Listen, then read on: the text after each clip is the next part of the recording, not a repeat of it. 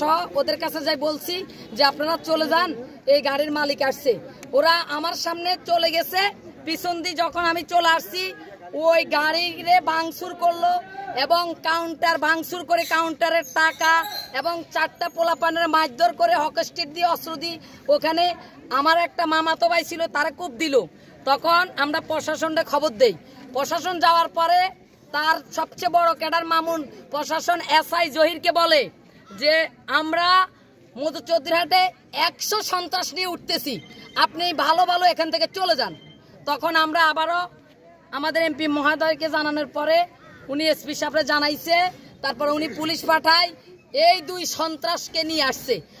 আনার পরে এই 2 সন্ত্রাসকে আজকে কোর্টে চালান করে দিছে এবং তার যে গুরু আমাদের যে মধুচৌধুরীহাটের ইনুস তার অত্র ছায়াতে সে এই চাঁদাবাজি করে এবং এই ইনুস ইতিমধ্যে একটা লোকের আমার কাছে আমি সহ ছিলাম 1.5 লক্ষ টাকা চাঁদাবাজি, এই দেখেন টাকা সে হাত দিয়ে গণে নিতেছে।